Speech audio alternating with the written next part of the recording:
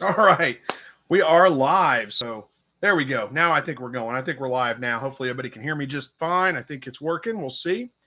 If you can't hear me very well, let me know in the comments. Or if you can't see me very well, if I need to turn the lights up or something, let me know in the comment or the chats itself, not the comments, but chat, live chat. So let me get the disclaimers out of the way. We'll get going on this. Hang on just a second. I think somebody just, nope, never mind. It was different. I thought it was a different sound. All right. So let's get these out of the way here. So again, this is a weekly live broadcast, most Thursday evenings, 7 o'clock Central. We're here doing my best to answer all your questions, your comments that come in during the live broadcast itself. I try to respond to every chat that comes in while the broadcast is going. If you're seeing this after the broadcast and the broadcast is no longer live, then I probably won't get to the comment. I haven't been very good about answering comments lately, and I apologize about that. I've just had too much going on, and I'll try to get back into it, but we'll see. The only things I ask, I mean, you guys can ask me anything you want for the most part, but just keep it family friendly. Don't be hateful with anybody. Don't start cussing at us. Don't be rude or anything like that. We can have disagreements, have friendly debates. I welcome that. I love a good friendly debate, but there's no reason to get hateful about it, be rude, call people names, or anything like that. So, all right, let's get into it. All right, we got Chris A. from Portsmouth, Virginia. Good to see you. Hey, Verna, good to see you. Says, I hope that the heat isn't too hard on you tonight. Not too bad. I'm starting to acclimate to it a little bit. I think we're only like 95 degrees right now with a heat index of about 105, so it could be a lot worse. It is awful humid out today. You can feel it, but I'm getting there. It could be a lot worse, that's for sure. Bags of Love says the heat in North Carolina. I've been in the mid to high 90s this week. I have Quail in my garage. I've been blowing, I think Quail is what that's supposed to be, probably an autocorrect. It says Quail in my garage. I've been blowing the fans out there. Seems to help. Yeah, it will. Air circulation is always good. In a garage, it can get kind of stuffy on top of the heat. So circulating some air is a good idea. My Quail are out in the outside hutch and they're doing just fine. It doesn't seem to be bothering them too much at all, but they're under shade. So in that section of yard that I've got them in, it's all shaded, and it does stay a little bit cooler there than it does, out in the rest of the yard.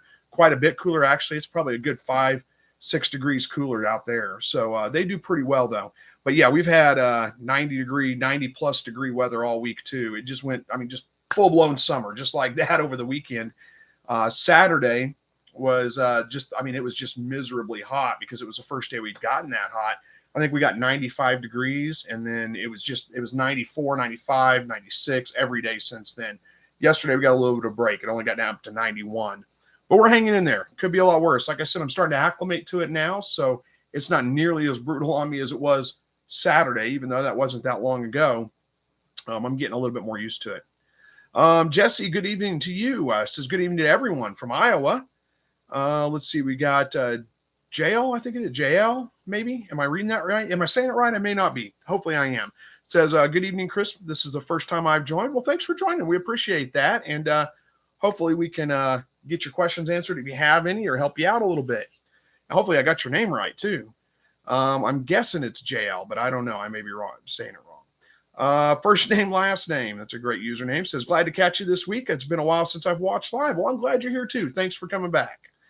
And let's see, we got a couple people talking to each other. Kim, is it TD? I think that's right. TD, Tidy, I don't know. Maybe I'm getting it wrong. Says, hey, Chris, love your lives. Great information. Well, thank you so much. I appreciate that. Yeah, I figured out it was a typo. Bags of Love. I knew it wasn't Coil. I knew it was Quail. I figured it out. Verna's got hers in the air conditioning, huh?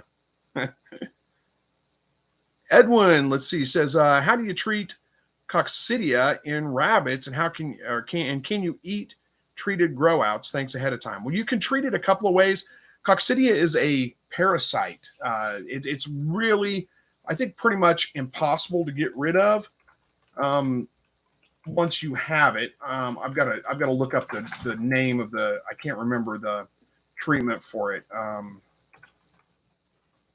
What you would treat it with. Hang on just a second. Corid. There we go. Corid is what you want to treat it with. And you're probably going to have to look that up on exactly what dosage to give them. It's pretty much impossible to get rid of coccidiosis once you've got it. It's incredibly difficult to get rid of. And I don't think you're ever going to. Let's see. What's the I don't think I would eat a rabbit that's on Corrid right now. I don't know what the withdrawal time is, though. Give me a second here. Let me look that up real quick.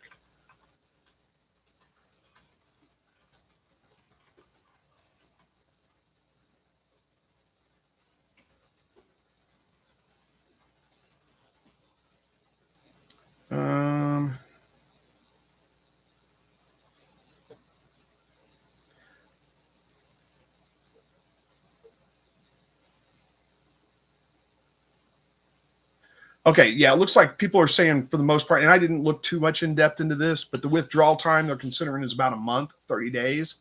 So, yeah, if you waited 30 days after you treated them, then you should be okay to eat them. One thing, it's okay to eat rabbits that have coccidiosis. Don't eat the organ meats, only the meat itself. Make sure you cook it all the way done, but it's fine. It's not going to hurt you. I don't think I wouldn't want to eat a rabbit that's treated with Corrid unless I gave it a good long withdrawal time, which they're saying, what I looked up there, just quick search, about a month withdrawal time is what they're talking about. But double check that. Do some research on your own to make sure that's right, because I haven't really had to deal with coccidiosis, so I don't have personal experience dealing with it. And I just, it's not, it wasn't right there on the tip of my tongue. I had to look it up. I couldn't remember the name of the medication, and I don't know exactly what the withdrawal time is. So make sure you get that one right.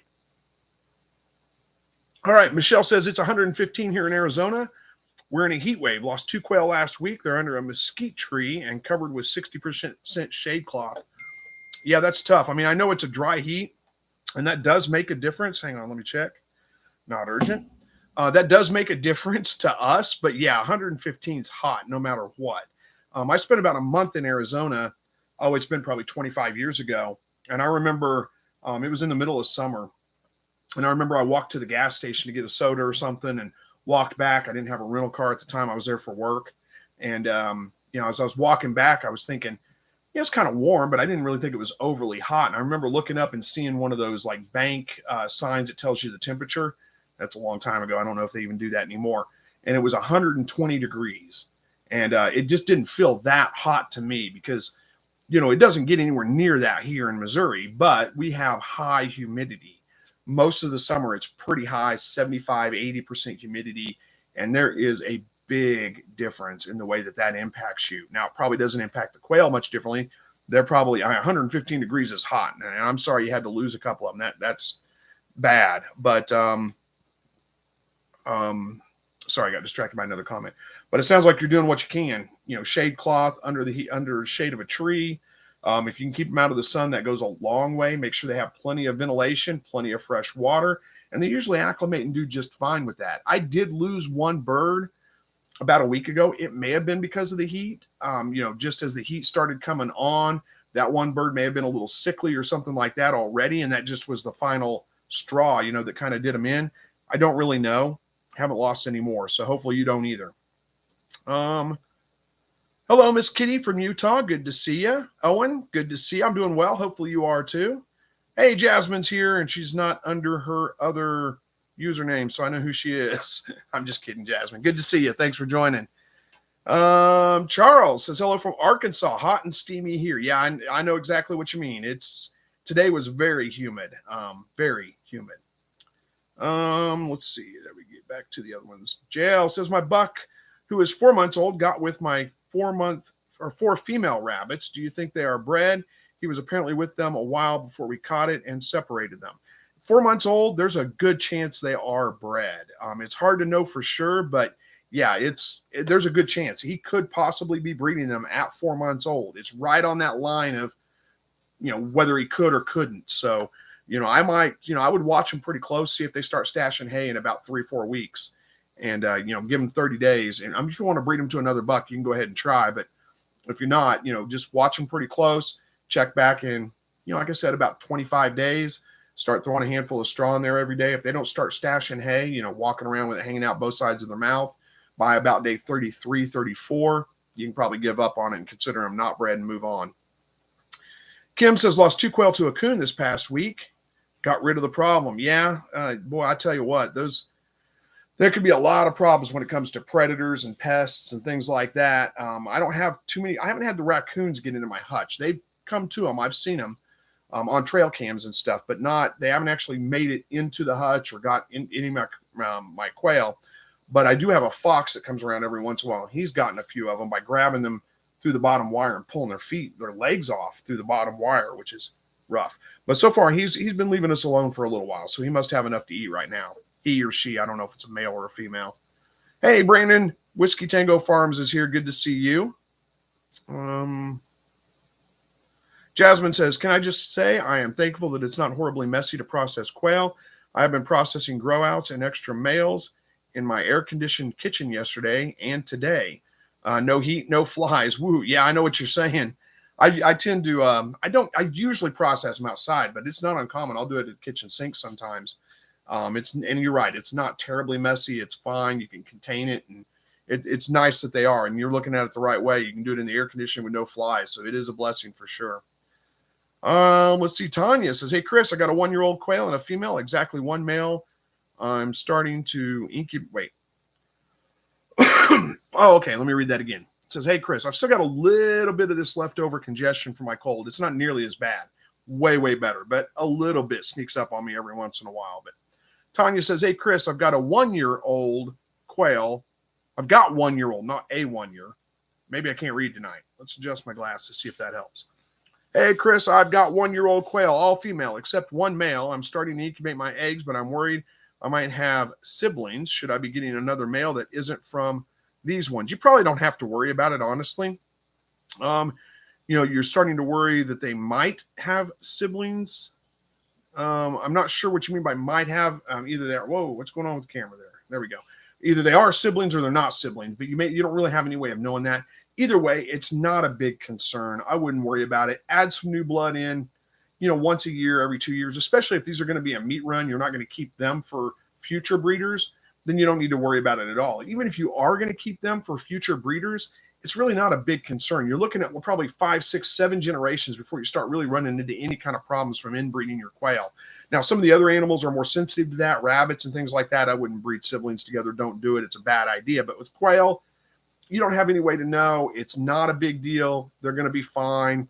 Don't worry about it. Maybe get some new blood to add in a year and a half down the road, maybe 2 years even. I wouldn't stress about it too much.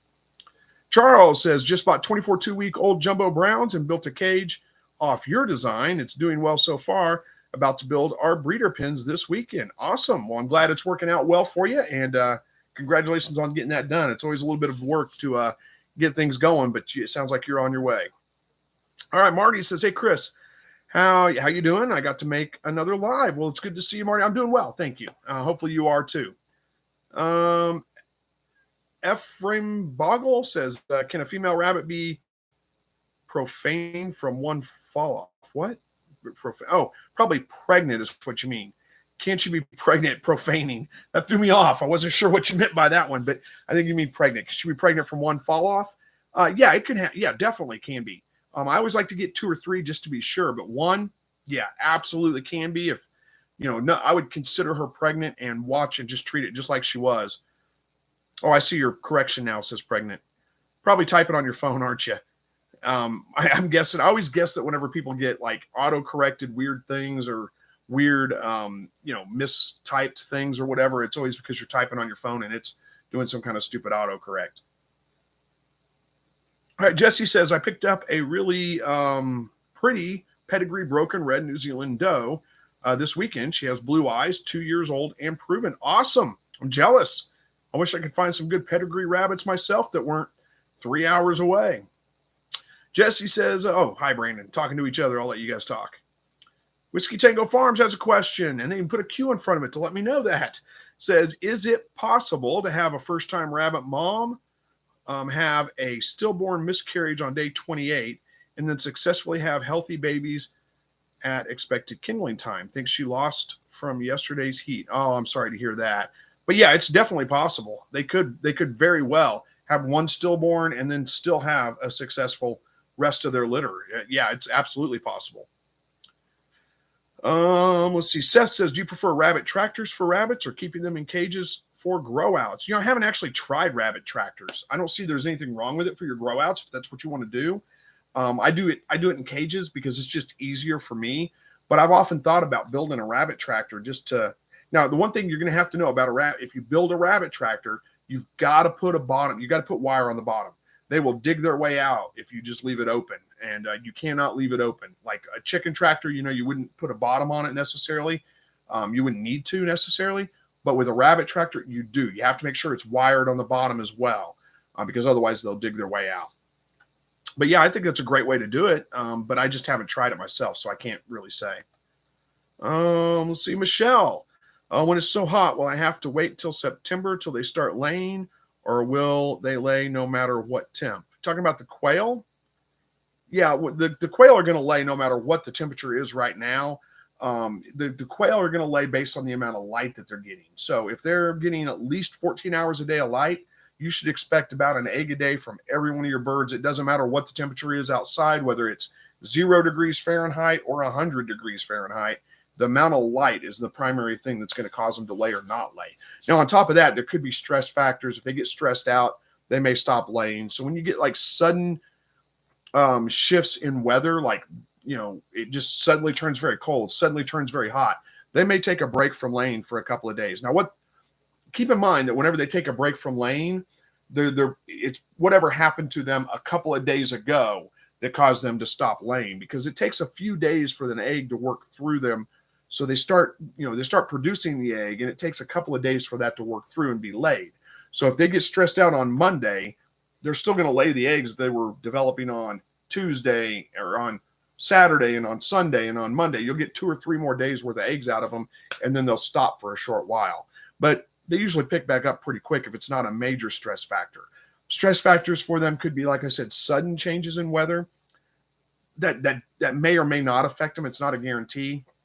Moving, if you move your quail from one cage to another, from one area to another, go and buy them and bring them home, whatever, that's almost guaranteed going to get them to stop laying for about a week and a half. Sometimes predators, if there's predator pressure or things like that, they may stop laying for a little while. And if they're molting, that's another one. When they're, you'll know if they're molting because they look kind of raggedy. Then they'll usually stop laying when they're molting. All right. Whiskey Tango Farm says, I know they're going to have multiple kindling days due to having 2 horns in the uterus, so hoping she will still have good babies. I hope so too. If it was just a single kit, yeah, there's a good chance that she still will. I've had rabbits where that's all they had. Usually, in fact, most of the time, if I've had a rabbit miscarry and deliver a stillborn, that's the only kit they had. It's almost like, and it's usually oversized, big. But it's not a guarantee. So I'd give her until her due date, maybe a couple of days after, just to make sure, and before I consider her not, pregnant anymore. Joel says, is it okay to keep female rabbits together, or should they be separated when breeding? I'd keep them separate if it was me. Man, my camera is having some focus issues tonight. Keeps going out of focus. I'd keep them separate if it was me, for a couple of reasons. One, doe rabbits, especially does, can get very territorial. So they may be getting along, and all of a sudden they just decide one of them thinks it's their territory and beats the other one up. And they can get pretty aggressive. So I would keep them separate, especially when they're getting ready to have babies. If you have a very big area, like, you had people in colony settings and things like that just let them all run, that's because they got plenty of area to get away. They can claim their own area, and it's fine. But in a cage, I'd keep them separate all the time, especially when they're bred, because you may end up with some aggression problems and some rabbits that are fighting, and they can cause quite a bit of damage. Lenora says, hey, can quail eat mustard greens that I grow organic? Yeah, mustard greens are fine. Let me double check that and make sure, but I don't see any reason why they wouldn't be. Quail eat mustard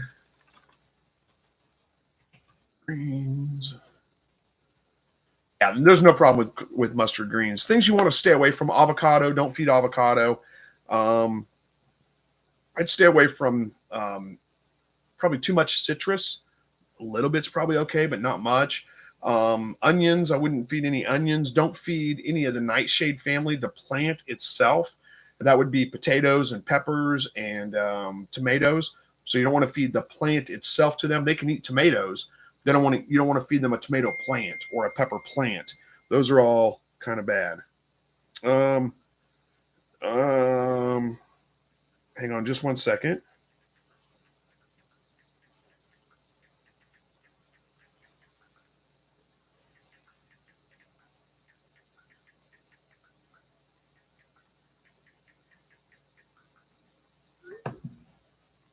Hopefully that's not urgent. Let me double check. We're going to consider it not until I get a response that says differently. Hang on. I'm getting a response.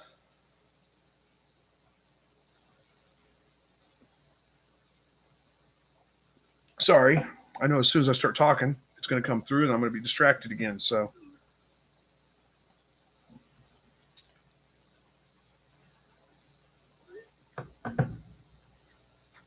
okay. I think we're good. All right.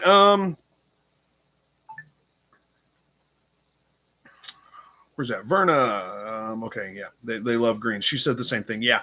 I always jump on those. Sometimes you guys ask me those questions like, can they eat this or can they eat that? And I'm like, yeah, they can. And I'm thinking, wait a minute, let me double check, make sure I'm not getting that mixed up. But yeah, stay away from avocado, stay away from nightshade plants. Other than that, most things are going to be okay for them to eat. You don't want to feed them iceberg lettuce. Really, nothing should be eating iceberg lettuce. It's okay for us, but none of your animals should eat iceberg lettuce. It's just nothing but water and fiber, and it can really cause some problems, digestive problems with them. But yeah, a little bit of greens and things like that. Most of your leafy greens, dark leafy greens, are going to be just fine. Spinach, mustard greens, kale, any of that stuff's going to be fine for them. Bob says, hey, Chris, how long can eggs stay in the hutch with temperatures in the 80s? I'm going on vacation for 6 days with nobody to collect the eggs, expecting 50 to 60 eggs when I get back. Yeah. Okay. So if you're going to leave them in, there's no problem with leaving them in the hutch for 6 days. Nothing bad's going to happen to your birds or anything like that. It's going to be fine. You may even have a bird that goes broody and starts incubating for you. That'd be kind of cool. Probably not, but it may happen. You never know. As far as when you say how long can they stay, I don't know what you plan on doing with these eggs. The thing I would be concerned about is if there is a male in your hutch and the eggs are fertile, they may start to develop in those 6 days. So you may end up with like little embryos in your eggs. And I guess you could eat those anyway, but that just doesn't seem right. A little blood spot in the egg. I don't eat those eggs. It just doesn't seem right to me, so I don't. That'd be the only thing I'd be worried about happening. Other than that, it's fine. Eggs will stay just fine, but if they're fertile, they may start to develop. That's the only problem you may run into with that, but it's not a big deal. It'd be fine. Nothing bad is going to happen to your birds or anything like that. Linda says, so the next time I'm looking raggedy, I'm going to tell people I'm molting. That's a good idea, Linda. We should do that, shouldn't we? Just tell people, yeah, I'm molting. You're welcome, Lenora. Jupiter's here. Hey, good to see you. Jupiter says, hey, Chris, hope you're doing well in this heat wave. So far, so good. It's really not that bad. It's hot, but it's not that bad. I've been outside and it doesn't bother me that much. Lenora says, I was confused about root vegetables. Now, root vegetables are fine. Carrots, radish, potatoes, I guess would be a root vegetable too. Those are all fine. Don't feed the plant, the potato plant, like I said, but root vegetables, they should all be fine. Charles says, we have free-range chickens, and they are, of course, scratching through the quail droppings on the ground. Do you know if this could be a health issue for the chickens? Probably not. I wouldn't worry about that too much. Chickens are adapted to scratching through manure piles. I wouldn't worry about it. It's fine. Kim feeds mustard greens to her quail. Jupiter says, my mortgage lifter tomatoes are full of green tomatoes. Awesome. Congratulations. I got such a late start on things. Tomatoes are really starting to go now. They're starting to look a lot better, but my garden is not doing well this year. I have been attacked by, I don't know exactly what. First it was slugs, got that kind of under control, and then squash bugs. I think, who was it? Jasmine asked me about how to take care of squash bugs. I said, I don't have a big problem with them. You jinxed me. I've got a terrible problem with them now. I've killed 15 or 20 of them a day for the last 3 days, all around my squash plants. And I've only got like 1, 2, 3, 4, 5, 6 squash plants. So it's crazy. They're all over the place. And I'm just collecting them, throwing them in soapy water. But I've got something else eating it. It looks a lot like Japanese beetle damage. They're skeletonizing the leaves. But it's restricted mostly to my squash. They're starting to hit my cucumbers now, but they haven't hit my green beans. And in my experience, Japanese beetles green beans are like one of their favorites. And I haven't seen a Japanese beetle. So I don't know. I've been looking. I have not found the exact culprit yet. But all right, Bags of Love wants to know, can 5-week-old quail eat sweet potato leaves on the vine? I really don't know about sweet potato leaves. Hang on, let me check. I think they're fine, but because that's not a true nightshade, is it?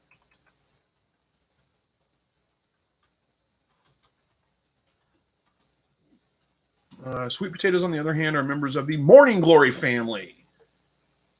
And leaves, stems, vines, flowers, peels, and fresh raw cooked are perfectly safe to feed to your chickens or quail. Yes, you can eat sweet potato vines. I didn't think they were a true nightshade. I thought they were a part of morning glory. So yes, it's fine to go ahead and feed that to your quail.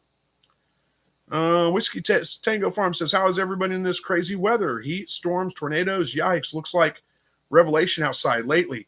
Or it looks like spring in southwest Missouri. I know you guys don't get tornadoes and things, but that sounds like every year, here, honestly. Maybe it's just coming your way. I don't know. But yeah, I've been wondering. I mean, we had such a crazy wet spring, and it was just cold for so long. Not cold, but cool for so long. It was so late getting the garden in, and then like biblical plagues of some kind of invisible insect just eating everything. It's just crazy. They're eating. I mean, I've planted squash 3 times now, and it sprouts up and it gets up about this big, and then something comes in and just destroys it, just eats it like in a day and a half, and it dies. 3 times I've gone through that now. I even went so far as to buy some actual squash plants and put them in the ground, and they were doing pretty good for a little while, and then boom, something got them. Something just came in and just skeletonizes the leaves and eats them down to nothing in like 2 days. And I can't find out what it is. I haven't seen. I've seen a few things, like I said, squash bugs, but squash bugs don't typically, they don't do that. They don't skeletonize the leaves. What they do is they, pierce it and suck the stuff out of them, which can cause them to wilt and die and things like that, but not like that skeletonized leaf thing. That's like a chewing bug of some kind, caterpillars or, locusts or grasshoppers or, Japanese beetles, something like that. But I haven't seen any. I've looked and searched and, really inspected the plants. I'm not seeing any of that stuff on them, which you usually would if that's something that's eating them. So anyway, off topic, but got going.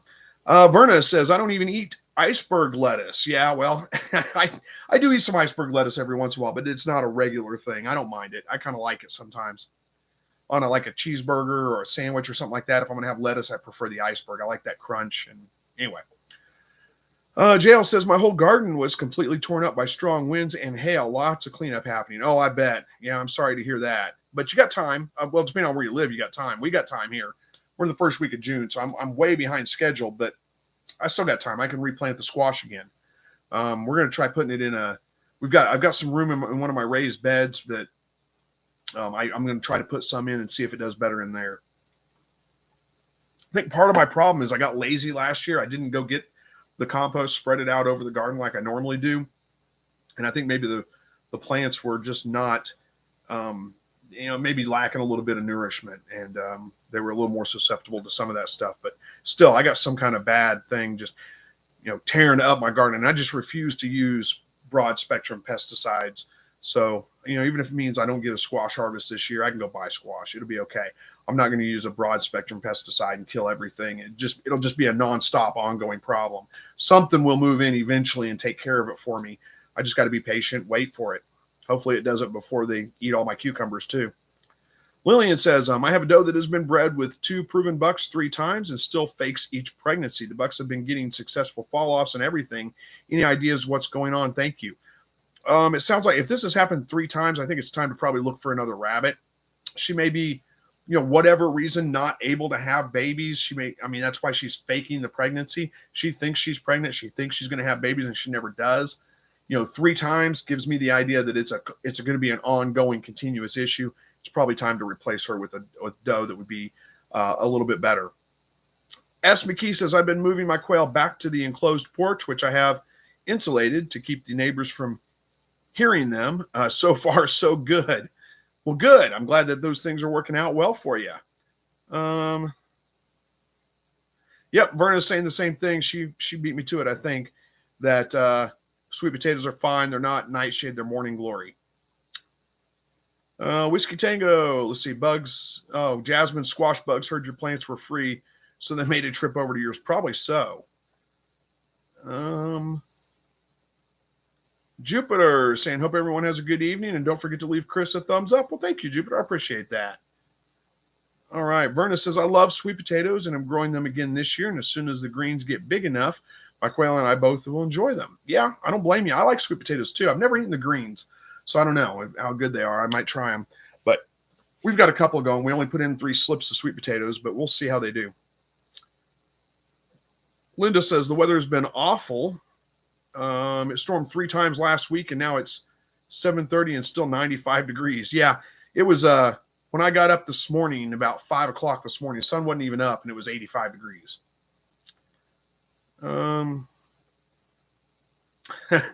Whiskey Tango Farm says, hey, Moses, come get your locust from Chris's garden. Jasmine says, same here. Squirrels, squash bugs, harlequin bugs, and beetles have been doing a number on mine right now. Ugh, yeah, I know. It's crazy. I've never had these many problems. It's insane how bad it is this year. It's probably all the rain. I don't know. But Charles says, the Japanese beetles are bad this year. They attack my cucumbers, pumpkin, and squash, but nothing else so far. Yeah, I put out my Japanese beetle trap. I had one. I haven't seen any Japanese beetles for the last couple of years. I pretty much wiped them out several years ago with Japanese beetle traps. I went ahead and put some out just in case. Maybe they're coming and eating and then leaving, and I'm not seeing them for some reason, or maybe it's my glasses. I'm getting old and I can't see as well. Maybe they're flying right around my head and I don't see them. Who knows? But I went ahead and put a Japanese beetle trap out. If you haven't used those, they work. They're the bags, the bag trap with the pheromone that goes on it, and you just hang them up. They work. Now, you'll hear a lot of people say, the common objection I hear to that is, well, they draw them in from everywhere else. But who heck cares? Kill them all. They're invasive. They're not supposed to be here. Get them all in that bag. The first year I put those out, we had bad Japanese beetle problems. And the first year I put those out, I filled that bag up, and it's a big bag, filled it up like within a week. Took it off, dumped, threw it away, tied it off and threw it away. It's kind of nasty, but anyway, did it. Put another bag up, and it filled up in a week and a half, 2 weeks, something like that, quick. Took it off, threw it away, put another one up, and it filled up again. So 3 or 4 times during that whole season, I filled that bag up and threw it in the trash. The next season, it was like one bag. The first bag filled up in about 2 weeks, 2.5 weeks, something like that. Threw it away. The next one lasted most of the rest of the season. I think all the season before it got full, and I had to throw it away. And then the next season, I got I used one bag the entire season, and it never filled completely up. And then the next season, no more Japanese beetles. And it's been 3-4 years, probably 3 years since I've seen a Japanese beetle. So they may be coming back. Who knows? But they work. If you need a good way to get rid of them, that'll do it. JL says, I'm in South Carolina planting a lot more in place of what was damaged. Yeah, that's what I've been doing, is just replanting. Harvested all my peas yesterday, so those are coming up, and I'm going to be putting green beans in. Going to look to get a big green bean harvest so we can can a bunch of those and store them up. That's one of my favorite vegetables to store, and one that I think is significantly better than what I can buy at the store. There's a couple of things that I grow in my garden that I think are way better than what you get at the store. Tomatoes, of course, fresh tomatoes out of the garden, or even canned tomatoes out of your garden, are so much better than buying tomatoes at the store. It's night and day. It's unbelievable. Green beans are another one of those. They are significantly better fresh out of your garden, or even canned out of your garden, than buying them from the store fresh or canned. Way better. It's unbelievable how much better they are. Peas are another one I think are kind of like that too. But there's a lot of things I don't grow because it's just like cantaloupe. I used to grow cantaloupe, and it just really wasn't worth it for me because I like cantaloupe. But the problem with cantaloupe is that it's cheap to buy at the store. It's not that much better when I grow it myself. It is better. It's sweeter, but it's not like so much better. And the biggest problem with cantaloupe, though, is it all comes ripe at the same time, and there's no way to really store it. So you end up with like 30 cantaloupes that you got to eat all at once. It's overwhelming. It's too much. It's just not worth putting out the garden space to me. Unless I had a bunch of people, if I was going to sell it, or I had a bunch of people to give it away to or something like that, that would make it worth it. I'm kind of the same way with corn. I do grow corn occasionally because I like some corn on the cob. But honestly, the corn I grow, it's better, but it's not that much better than what I can buy from the farmer's market or the grocery store. That corn's pretty good too, and it's cheap.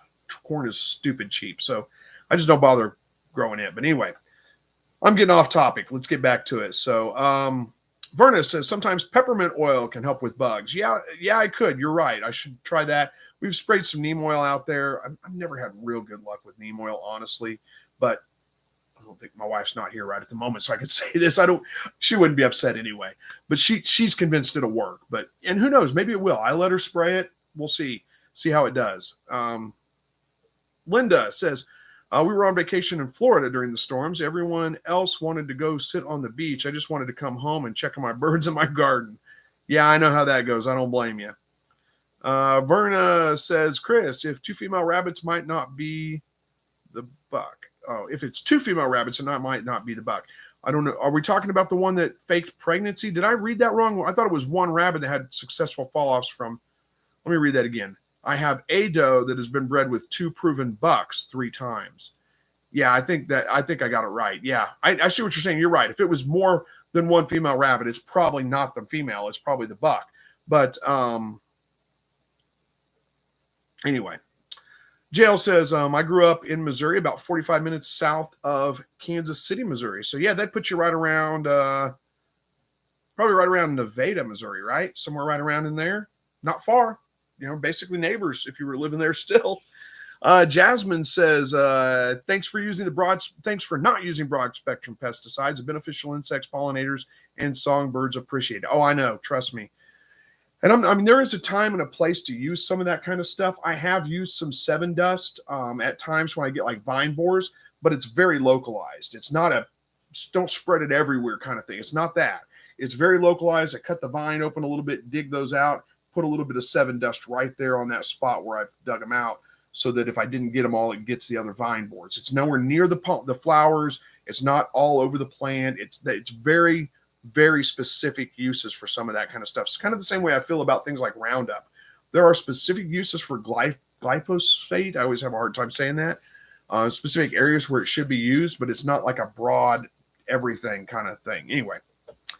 Bags of Love says, Verna, I have one raised dedicated. I have one raised dedicated just to sweet potatoes.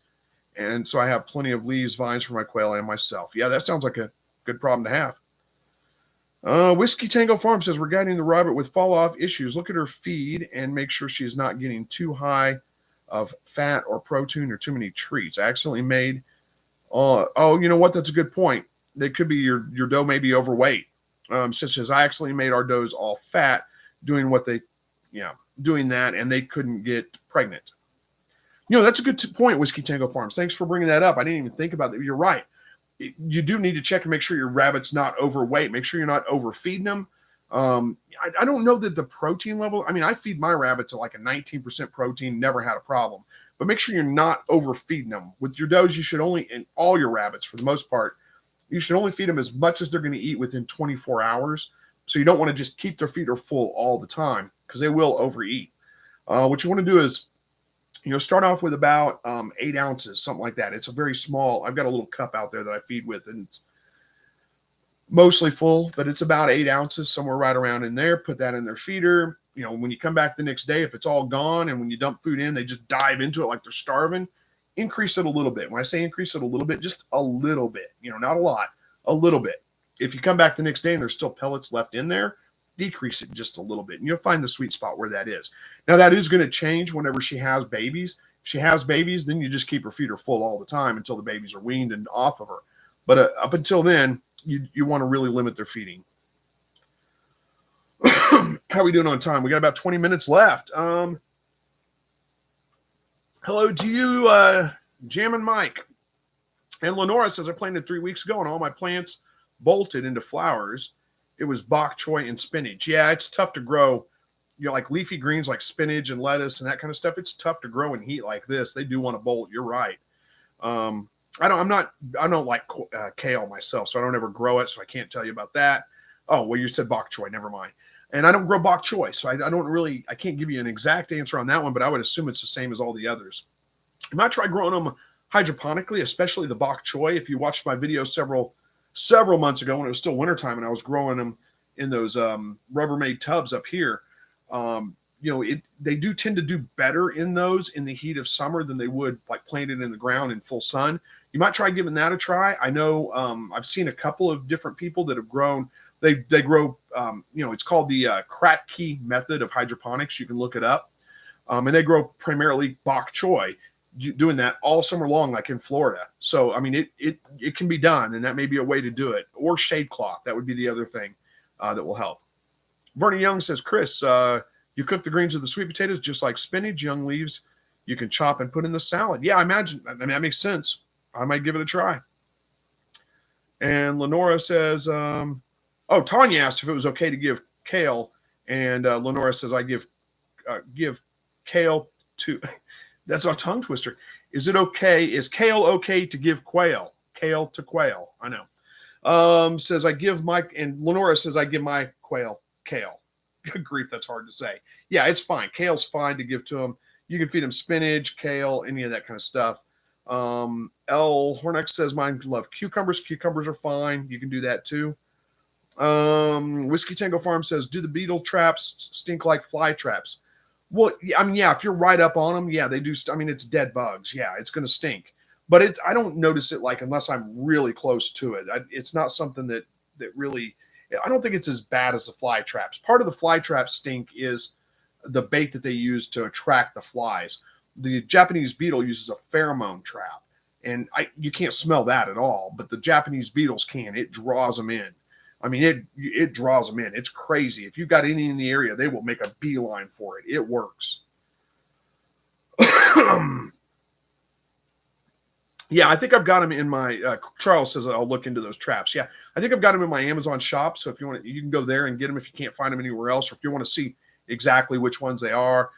Disclaimer, I get a little bit of a commission if you buy through my Amazon shop.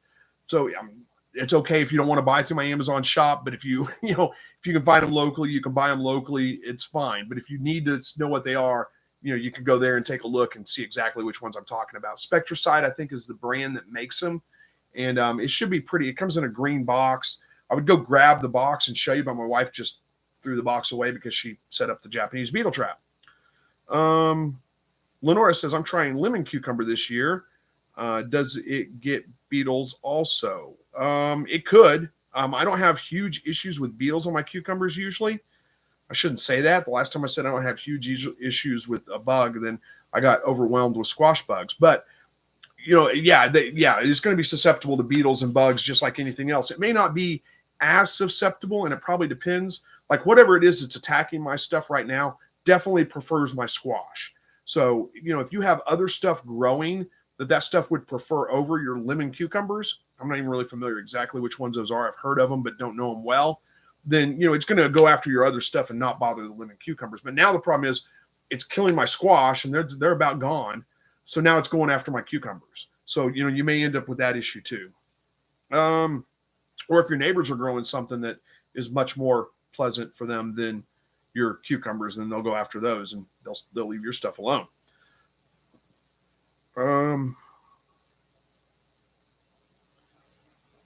Let's see where we at. Jasmine says, Chris, how often do you think you should deep clean the quail hutches? Mine are painted wood, similar to your design, only stacked, just soap or something stronger, power wash. I don't really ever deep clean my cages really. What I do is it's all wire, except for the one section that's the sandbox. And what I do is I go out and clean that out, and I use a window screen. It's like it's about this wide, about this long, made for like a sliding window kind of thing. And I just scoop that up and sift out the sand and throw it out. And then when the sand starts to get dirty every once in a while, once, maybe twice a year, I scoop out a bunch of the sand and add some fresh sand to it. And that's about it.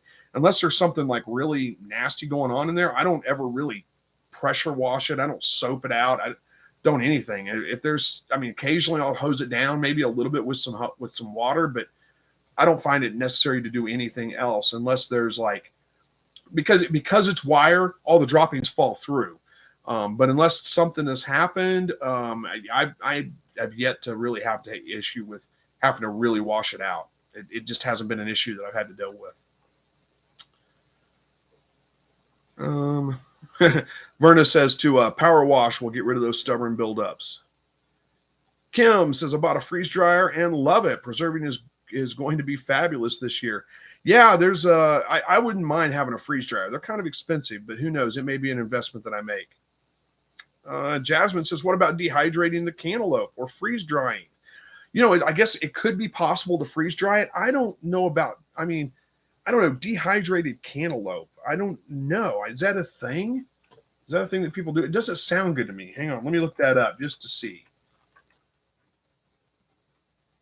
Dehydrated cantaloupe. Yeah, it's basically like fruit leather. Oh well, what do you know? It's a thing. People do dry it at 135 degrees Fahrenheit for 18 to 20 hours or until completely dehydrated. I'm not so that might be good. Who knows? Doesn't sound great to me, but it might be. Yeah, Verna agrees. Freeze dried would be good. It probably would be. I need a freeze dryer so I can test it out. Whiskey Tango Farm says our fly traps are stinky. We have fly predators on the way for the larva, but fly traps are up for the adult flies. Yeah, I don't have huge problems with flies here. I'm very lucky. They can get bad, but they're not terribly bad here. Part of it is I have black soldier flies that move in, and they populate. Well, their larva populates my manure piles, and that keeps the flies at bay. So I'm sure the fly predators will work well for you. Hey, Charles, good to see you. You made it here just in time. We got about 15 minutes left. Michelle says, could meat rabbits live in Arizona heat? People tell me it's too hot for them to be outside in cages. Yes, they can. Now, with that being said, it's probably not the ideal for them, but find somebody locally that's raising rabbits. I'm sure that there are a lot of people. And what you'll get is you'll get rabbits that, if you've got rabbits that have been raised there locally in that heat outside, they're acclimated to that. They've been, genetically, what do you call that? Acclimated, I guess is what you would say.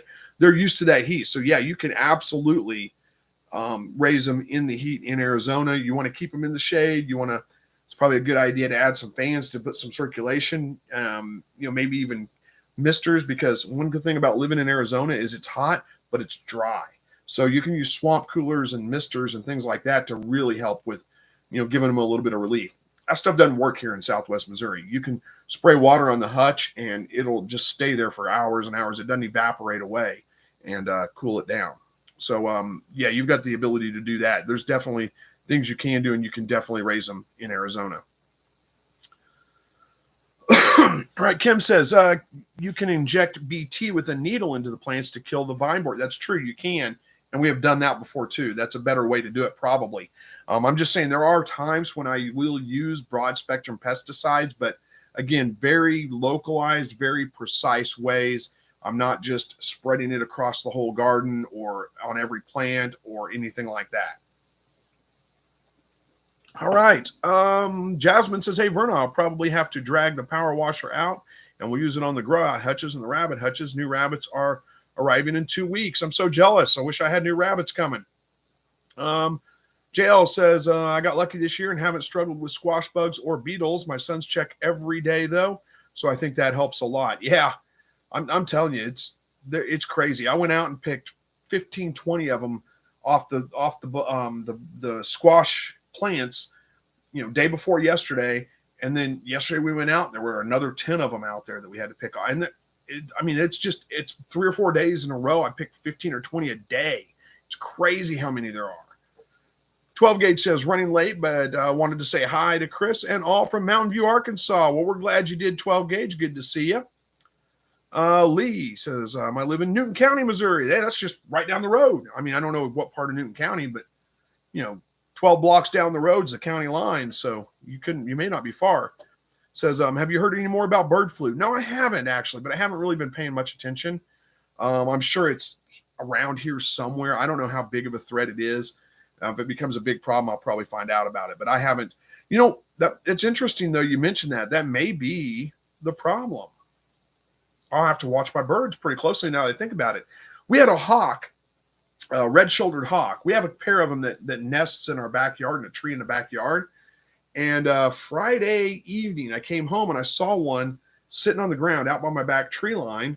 Went out to go check on it. And it didn't fly away. It just stood there. And it looked kind of concerned with me being there. So I thought, I bet that's one of the young that just left the nest, doesn't know how to fly yet. Because it happens every year. We see there's a hawk on the ground, and usually as they're starting to, just as they leave the nest, for a couple of days, they're hanging around quite a bit. You see them in the backyard, on the ground, on the fence lines, that kind of stuff. And then they figure out how to fly and they fly away. So I was watching it pretty close though. And, Saturday it was still there. Not in the exact same spot. It had moved a little bit. Sunday, still out in the back lot, moved around a little bit, but didn't leave the back lot. I went out and kind of walked up close to it, and it didn't fly away. I mean, it kind of lifted its wings up, and it looked real off balance. Like it was looking at its wings, like, what's going on? And I thought, well, maybe it's a young one learning. I couldn't tell any obvious injuries. Anyway, long story short, Monday is still there. And I'm thinking I'm going to call the conservation department tomorrow and see if they want to come and, take care of this. So, because it was late at afternoon by the time I got home and checked on it. And then Tuesday morning, when I went out to, feed the birds, I looked over and it was just laying on the ground and it didn't look good. I thought, yeah, it's not going to make it. It didn't make it. It died. Who knows? Could have been bird flu. Don't know. But I kind of doubt that's it. I don't know. Charles says, growing asparagus bean, long green beans. Yeah, long green beans for sure. Good luck with them. I hope they do well. JL says, will quail lay if they are in full shade? I am mine in an open shed in a cage off the ground. Yes, they will lay if they're in full shade. I mean, within reason, you've got to have light on them. So if it's not like dark in there, shade doesn't matter. Shade's fine. It doesn't have to be super bright light, but it has to be light. So as long as it's, if you can sit in there and comfortably read, not your phone, but like a book, that's not backlit, then it's plenty bright enough. They'll continue to lay.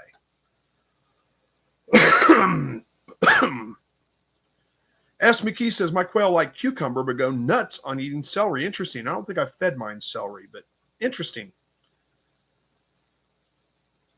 All right. Jasmine says, Chris, have you noticed the black soldier flies coming back yet? I have seen a handful, but not as many as I would like to yet. The house flies are in hordes though.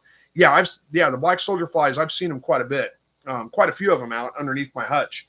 So I've noticed the signs. How do I say this without it sounding gross? Well, I don't care. Everybody in here is used to gross stuff, so it should be fine. I've seen the manure pile starting to move just a little bit, so I'm pretty sure that I've got black soldier fly larvae in there already. I've seen quite a few of them. It's just within the last week and a half that they've really started coming around, though. Bill Evis says, hey, from Bill in Tennessee, just had 85% hatch rate on my shire. Excited to have a new blood in my covey. That's awesome. Congratulations and well done. Hey, Salvador, good to see you.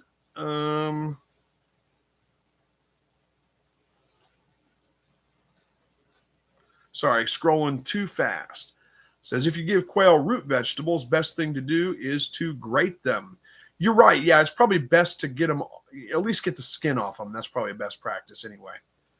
Kim says, you can freeze dry cantaloupe and watermelon. I hear it's delicious. It might be. I don't know. I'm not a huge fan of watermelon, really. I mean, it's okay. But Whiskey Tango Farm says, heirloom rabbits. LOL. I don't know. You must be talking to somebody. I must have skipped it because they were probably talking to you. Don't know what you're talking about. But Verna says, do you know you can cut up cantaloupe and freeze it? You can also use it to make a quick bread using the same idea of zucchini bread. Yeah, I believe you could do that with quick bread. I don't think freezing it really, it seems like I tried freezing it and it just didn't work very well. It just turns to mush when it thaws out. It's just not good. But I don't know. I may be wrong. Maybe I'm mistaken and I did something different. Charles says, I believe the Texas A&M rabbits are bred for heat. Tamucks, yeah, tamucks are bred for heat. If you can find some of those, that may be a good bet, but I've had some people tell me it's not really that much different than other rabbits, but I don't know.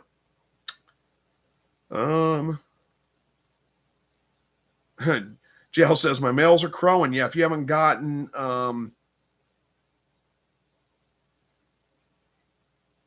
sorry, I got distracted. Yeah, if you haven't gotten eggs yet, you're going to get eggs soon. The males always start crowing just before the hens start laying their eggs. Whiskey Tango Farm says the hawk could easily be lead poisoning, very common in raptors. They will act like that, very lethargic. Avian influenza kills in 48 hours tops, usually within 24. You may be right about that. Maybe it's lead poisoning. I don't know how it could be. It could be. Again, I assumed it was a young hawk. I really don't know. I'm not that much of an expert. I mean, it was fully feathered, but I don't know how old it was. I just assumed it was a young one because every year we see young ones that as they first leave the nest, it's pretty common about this time of year. But who knows? Maybe it could be lead poisoning. I don't know. Emergency prep guy says, did you know some bucks will pass out for a couple of minutes after falling off? Mine did today, and I thought he had died. Yeah, I imagine that's a little bit of a heart attack. I imagine it could happen. I don't think it's common, though. I had one buck that would just scream every time. It was a little, I don't know, a little unsettling the first time it happened. But then you get used to it. It's not a big deal anymore. Jennifer says, hey, everyone, 29 eggs in the incubator, and I have one peeping. Grandbabies are spending the night tomorrow. We will be having her favorite kind of party, quail hatching party. Awesome. Good luck. I hope it works out well. Emergency prep guy says, I Googled it, and I guess it happens sometimes. Yeah, makes sense. Justin says, hello from Iowa. I'm late. Babies, when do I take away from mom? Rabbits, I'm assuming is what you're talking about. You're late. It's no big deal. We don't keep attendance here, so you don't have to worry about it. We still got 5 minutes left, so we got time to answer your question. I'm assuming you're talking about rabbits because why would you talk about quail taken away from their mom? How you said, when do you take away from their mom? Usually no sooner than 6 weeks, really. 6 weeks is best practice. Start weaning them. You can start weaning them off right at 6 weeks old or older. I usually it depends on my rabbit. I usually leave them with them until they're like 8 weeks old, especially if I've got fast growing rabbits that are getting to processing weight by 8 weeks. I don't even bother removing them and moving them to a grow out pen. I usually just leave them in there until they're 8 weeks old. But if they're taking longer, then I try to get them moved off by 8 weeks. And when you do that, try not to move them all at once. Move about half of them, give it a couple of days, and then move the other half. That gives the mother time to kind of slowly start drying up a little bit and not just all of a sudden no babies to feed. Verna says, I get my quail watermelon and they went crazy. I bet they would. I don't see why they wouldn't. Everything likes watermelon except for me. I'm not really a big fan of it. I mean, I don't strongly dislike it. I just don't really like it. Here's a question. How many of you guys eat salt and pepper on your watermelon and cantaloupe? I do. I love cantaloupe. I'm not a big fan of watermelon, but if I'm going to eat it, it's going to have salt and pepper on it. At least salt. Got to have salt. Whiskey Tango Farm says, I have heirloom rabbits because you were talking about rabbits getting acclimated to climates like heirloom vegetables. Terrible bad. Okay, I get it now. That makes sense. Whiskey Tango Farm says, do you use rabbit pelts after processing or meat only? Yeah, I don't usually use rabbit pelts for anything. When I'm processing them, they're young rabbits. Their pelts aren't really that good for anything. And I got so much going on. I've tried to attempt to tan a few times, and then I always just get preoccupied with other stuff, forget all about them and let them go too long. And it just doesn't work. So, but I may do it again. So we got a couple of people jumping in here. Let's see. Bill says salt for sure. Linda says no salt. Like that's a bad idea, huh? Yeah. 12 gauge says salt, but don't eat a watermelon. Yeah. I mean, I'll eat some of it every once in a while, but it's not my favorite. My wife likes it quite a bit. But yeah, got to have salt on it for sure. But nobody eats salt and pepper on their watermelon or the cantaloupe. Just me. I'm the only one that peppers it.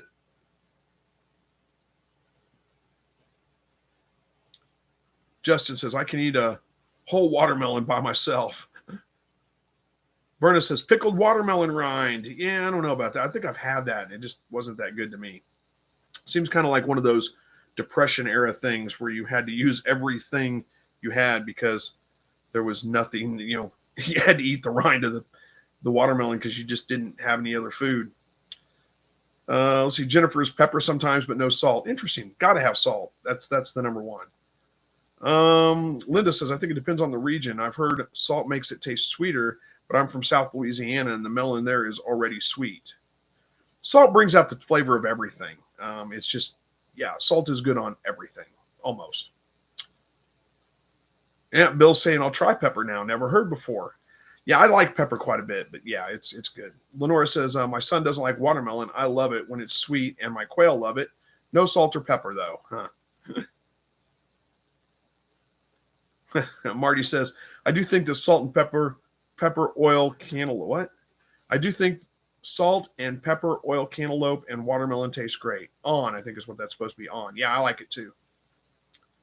Jesse says, like watermelon, but like cantaloupe better. Don't use salt or pepper.